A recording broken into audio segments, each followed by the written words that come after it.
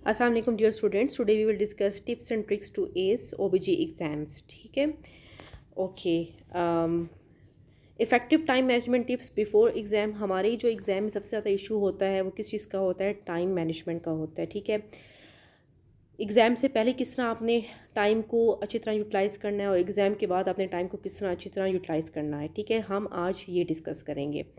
सबसे इंपॉर्टेंट बात है कि आपने अपना स्टडी प्लान बनाना है। ठीक है, plan your exam approach, practice practice and more practice and revision is must. ठीक है, एग्जाम से पहले की तो ये टिप्स हैं कि आपने अपना एक स्टडी प्लान बनाना है। What does this it mean कि prepare study plan? It involves preparing only study topic wise, allocating more time for difficult topics, sparing enough time for revision and essential activities like eating, sleeping। ठीक है, आपने अपने पूरे day में, ठीक है, specific time रखना है कि मैंने ये इस टाइम को मैंने मतलब स्टडी करनी है। ठीक है, बाकी जो इसके अलावा खाना पीना है, सोना है, वो आपकी सारी एक्टिविटीज़ होनी चाहिए। ठीक है, इस तरह नहीं करना कि सारी रात जाग के आप लोग पढ़ाई करो, ठीक है, और सुबह जो है आपका माइंड बिल्कुल काम ना कर आओ। ठीक है, क्योंकि हम में से ज़्यादातर लोग जो आईएमएम के लेवल के लोग होते हैं वो ट्रेनिंग कर रहे होते हैं। इस तरह एफसीपीएस के भी जो बच्चे होते हैं, ठीक है, उनकी रिसेंटली ट्रेनिंग ख़त्म होती है, लेकिन हमारी चूँकि सोशल इश्यूज़ इतने ज़्यादा होते हैं, मोस्टली मैरिड होते हैं, बच्चे होते हैं, ठीक है, तो हम एग्ज़ाम्स में को टाइम हम प्रॉपर्ली नहीं दे पाते। मतलब है प्रेशर, कभी किसी दिन बहुत पढ़ लिया, किसी दिन कम पढ़ा, तो इस तरह नहीं करना। ठीक है, आपने अगर दिन के 2 से 3 घंटे देने हैं तो वो देने हैं आपने। ठीक है, दरमियान में आप एक संडे का ब्रेक ले सकते हो। ठीक है, प्लान योर एग्ज़ाम अप्रोच। ठीक है, आपकी अप्रोच ठीक होनी चाहिए। ठीक है ना, आपने ऐसा नहीं है कि बहुत ज़्यादा पढ़ना है, लेकिन आपने जो पढ़ना है वो स्मार्टली पढ़ना है। ठीक है, इतना पढ़ना है कि आप अच्छी तरह मेमोराइज़ कर सको, और उसकी रिवीजन बहुत ज़्यादा ज़रूरी होती है। ठीक है, तो practice mock test, familiarize yourself with exam format, make notes.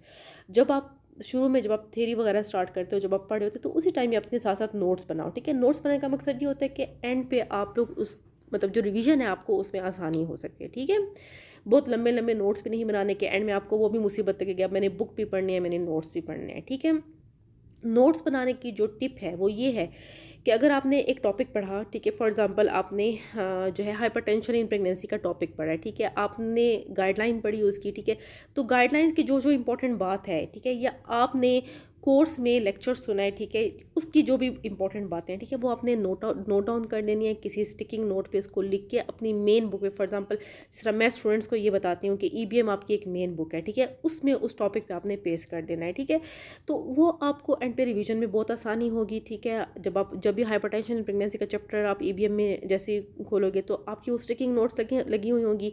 आपको ये टेंशन नहीं होगी कि अब मैंने गाइडलाइंस भी रिवाइज करनी है। ठीक है, अब मैंने जो है वो कोर्स का लेक्चर भी सुनना है। ठीक है, क्योंकि इंसान को भूल जाता है, तो फर्स्ट टाइम जो है एफर्ट बहुत ज़्यादा है। ठीक है, बाकी प्रॉपर्ली जो एग्जाम सिलेबस क्या है, क्या क्या चीज़ें हैं, उसके लिए मैं इंशाल्लाह नेक्स्ट टाइम एक और वीडियो अपलोड करूँगी। फिलहाल आपको ये कि आपको एक शॉर्ट सा पता हो कि आपने एग्जाम से पहले किस तरह टाइम को मैनेज करना है। ठीक है, practice practice and do more practice. ठीक है, the only way to learn time management during exam is by practicing it. ठीक है, मैंने जो नोट किया है स्टूडेंट्स में, ठीक है, क्योंकि हम जब एग्ज़ाम के बाद स्टूडेंट से फीडबैक भी लेते हैं तो सबसे ज़्यादा इशू किस चीज़ पे आ रहा होता है? टाइम मैनेजमेंट का आ रहा होता है। ठीक है, आप एक फॉर एग्जांपल अगर एमसीक्यू है, ठीक है, तो आप उसको पढ़ने में बहुत ज़्यादा टाइम लगा लेते हो। ठीक है ना, तो उसका ईजी तरीका क्या है वो हम अभी बताते हैं। ठीक है, तो आपने प्रैक्टिस करने का मतलब ये है कि आपने अपने जैसे आपका एमसीक्यूज़ वाइज पेपर होते हैं, ठीक है, तो आपने बार बार एमसीक्यूज़ करने हैं। ठीक है, ताकि आपकी प्रैक्टिस हो, आपको पता चले, आपने अपने सामने घड़ी रखनी है और देखना है कि आपको कितना टाइम लगता है कि एमसीक्यू को पढ़ने में और उसको सॉल्व करने में। ठीक है, और जब आप एंड पे अपना कोर्स सारा थ्योरी कर लेते हो, या जो जो भी आपने एमसीक्यूज़ वगैरह पढ़ लिए हैं, तो आपने रिवीजन लाजमी करनी है। ठीक है, रिवीजन के बगैर आपने अगर 3-4 मंथ्स आपने मेहनत किया लेकिन आपने एंड पे रिवीजन नहीं की तो वो सब वेस्ट जाता है। ठीक है, तो इशू ये होता है कि हमारे जो बच्चे होते हैं, स्टूडेंट्स होते हैं, वो 2-3 मंथ्स बड़ी ही मेहनत से नोट्स बनाते हैं, सब कुछ करते हैं, लेकिन एंड के 10 डेज़ में वो इतने पैनिक होते हैं कि वो रिवीजन प्रॉपर्ली नहीं कर पाते, तो उनकी वो सारी मेहनत वेस्ट जाती है। ठीक है, और एट द एंड क्या होता है कि बच्चे यही बोलते हैं आके कि हमने तो इतनी मेहनत की थी लेकिन हमें उस टाइम कुछ याद नहीं आ रहा था, हम रिकॉल नहीं कर पाए थे। तो बहुत ज़्यादा फैक्टर्स के अलावा सबसे इंपॉर्टेंट फैक्टर ये भी है कि रिवीजन बहुत ज़्यादा ज़रूरी है। ठीक है, कि आपने जो पढ़ा एटलीस्ट उसको रिवाइज़ करो। ठीक है, अच्छा, इसके अलावा क्या है कि don't stick to one study plan. अब ये कोई जो है ना टिप्स एंड ट्रिक्स है। ठीक है, don't stick to one study place. ठीक है, मतलब ये कि आपने ऐसा नहीं कि अगर आपने इतनी लाइब्रेरी में ही पढ़ना है तो आपने लाइब्रेरी में ही पढ़ना है। ठीक है, आप अपनी जगह को चेंज भी कर सकते हो। ठीक है, थ्रू आउट अगर आप लाइब्रेरी में पढ़ोगे, ठीक है, थ्रू आउट अगर आपने फॉर एग्ज़ाम्पल क्लास में बैठ के पढ़ते हो, ठीक है, या हॉस्पिटल में अगर आप ट्रेनिंग के दौरान हो, थोड़ा सा टाइम मिल जाता है किसी जगह पे डॉक्टर रूम में, ठीक है, तो आप जगह को चेंज कर लिया करो, ठीक है, ताकि एक ह्यूमन नेचर होती है, हम एक जगह से तंग पड़ जाते हैं, ठीक है, हम इस इन्वायरमेंट से, तो फिर हम थोड़ा सा जब चेंज करते हैं, मतलब मैं अपने पॉइंट ऑफ व्यू से मतलब पर्सनली ये बताऊं कि मतलब जब मैं लाइब्रेरी में बैठ के तंग हो जाती थी एग्ज़ाम की तैयारी करते हुए, तो मैं फिर ओपन एयर में बाहर चली जाती थी या मैं ऊपर टेरेस पे चली जाती थी, तो वहाँ पे थोड़ा सा माइंड रिलैक्स हो जाता है, आपके अंदर जो एब्जॉर्प्शन की जो पावर होती है वो ज़्यादा हो जाती है, ठीक है। तो many students prefer preparing for a test in a classroom और library, moreover you may learn better with a friend और अ पार्ट ऑफ टीम, ठीक है। इसके अलावा अगर फॉर एग्जांपल आपने कोई कोर्स ज्वाइन किया हुआ है, ऑनलाइन कोर्स किया हुआ है, तो उसमें भी एक आपकी ग्रुप स्टडी हो जाता है, आपका एक मेंटोर होता है, ठीक है, जो आपको ग्रुप स्टडी कराता है। इसके अलावा जब आपने रिवीजन करनी हो, ठीक है, तो आप अपने किसी फ्रेंड के साथ, ठीक है, कर सकते हैं। अगर आप घर से बाहर नहीं जा सकते तो आप आजकल तो इतनी फैसिलिटी कि आप वीडियो कॉल पे भी फ्रेंड के साथ पूरे टॉपिक डिस्कस कर सकते हो, ठीक है। This increase your chances of getting a high score, मतलब ये कि आप जब अपनी चीज़ों को डिस्कस करते हो फ्रेंड के साथ या कोर्स में या डिस्कशन ग्रुप्स में, तो आपकी इससे एबिलिटी ज़्यादा होती है, ठीक है। बहुत ज़्यादा लोग होते हैं, यानी कि मतलब ये कि एक ब्रेन से ज़्यादा बहुत और भी ब्रेन्स होते हैं, ठीक है ना। तो आप कहीं पे इंसान किसी चीज़ में अगर स्टक होता है तो वो हेल्प आउट हो जाता है। तो group study is very effective, ठीक है।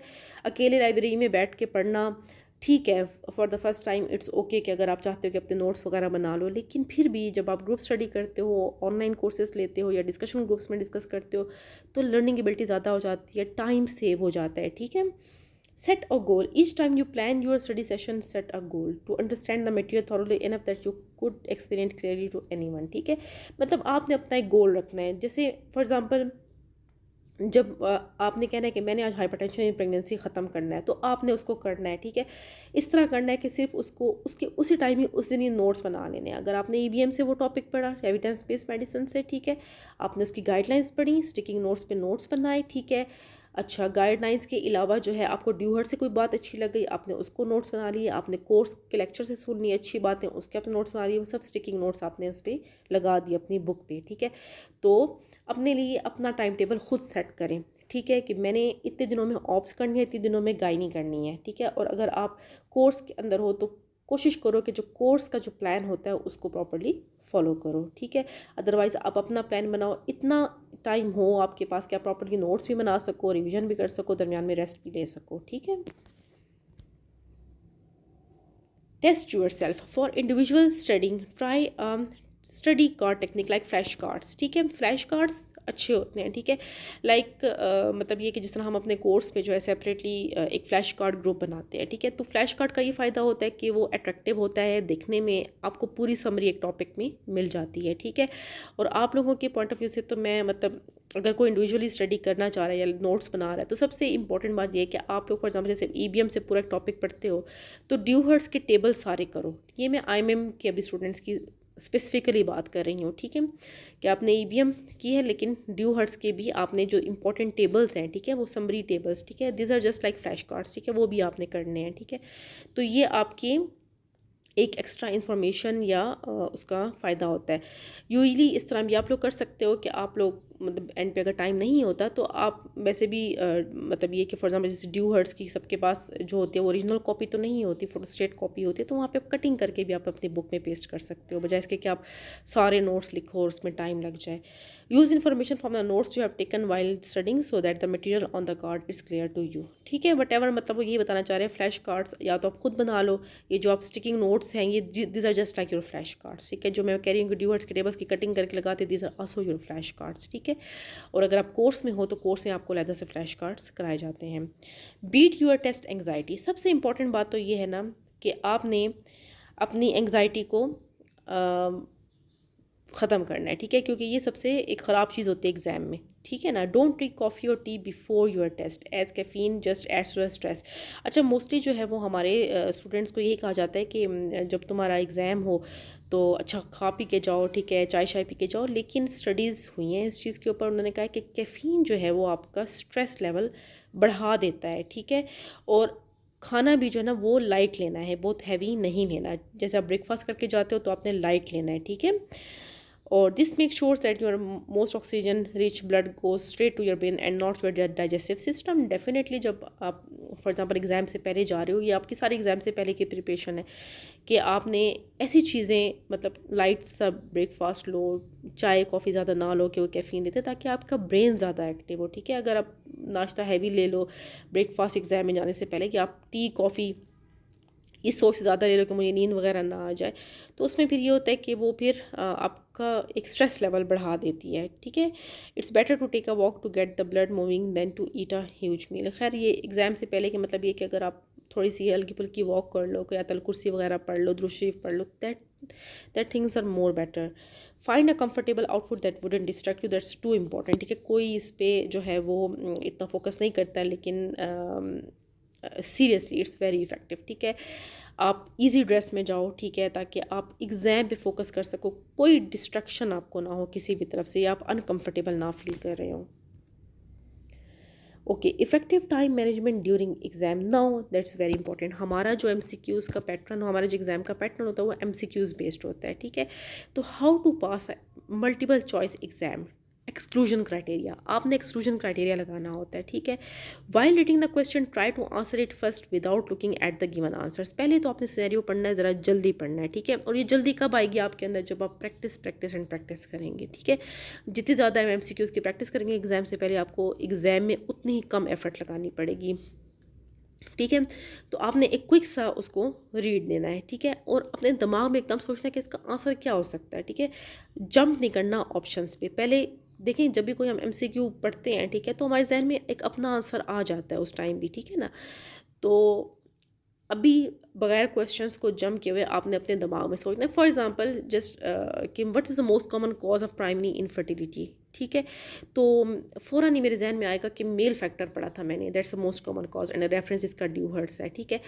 तो आपके जहन में फ़ौरन आ जाएगा, और जैसे आप नीचे ऑप्शंस पे देखोगे तो आप कहोगे कि हाँ बिल्कुल इसमें ये ऑप्शन है, ठीक है। Next read all of them, dismiss the wrong ones, फिर आप एक एक करके पढ़ो, ठीक है। जो रॉन्ग है उनको छोड़ते जाओ, ठीक है।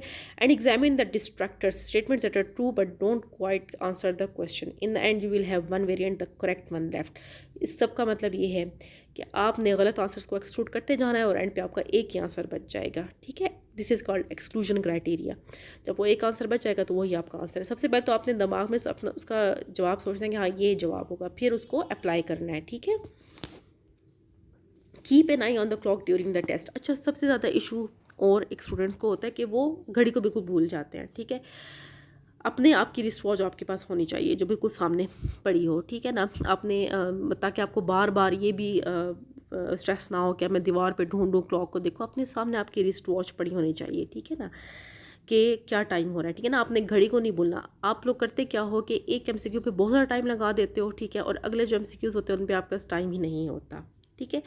तो क्या करें, do the easiest question first. अगर कोई सवाल फॉर एग्जांपल नहीं आ रहा, ठीक है, या उसकी स्टेम इतनी बड़ी है कि आपको पढ़ते पढ़ते टाइम लग रहा है और आपको कुछ समझ भी नहीं आ रहा, उसको स्किप करो। आपके पास स्किप का ऑप्शन होता है, वो क्वेश्चंस एंड पे आ जाते हैं आप लोगों के पास, ठीक है।